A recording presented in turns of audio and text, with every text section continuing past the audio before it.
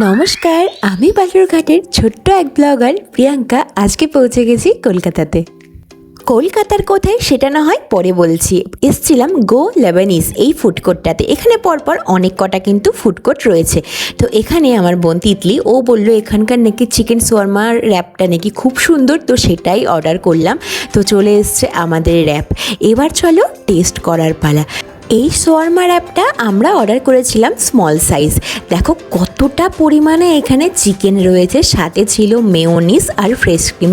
আমার যেটুকু টেস্ট করে মনে হয়েছিল, মুখে দিতেই না পুরো মিলিয়ে যাচ্ছিল। আমি কিন্তু প্রথমবার এই র্যাপ খাচ্ছি, ফার্স্ট বাইটেই মুখে দিতেই পুরো আলাদাই একটা এক্সপিরিয়েন্স ছিল। অমাইক খেতে ছিল, একদম পুরো স্পঞ্জের মতো, মুখে দিতেই তো মিলিয়ে যাচ্ছিল। আর চিকেনের পরিমাণও ছিল একদম ভরে ভরে। তো তোমরা যারা এর আগে র্যাপ খেয়েছো তারা জানো, আমি ফার্স্ট টাইম খেয়ে পুরো ফ্যান হয়ে গেছি। বালুরঘাটে কোথায় পাওয়া যায় আমি জানি না, তবে যখনই আমি এখানে আসবো এই র্যাপটা আমি অবশ্যই ট্রাই করব।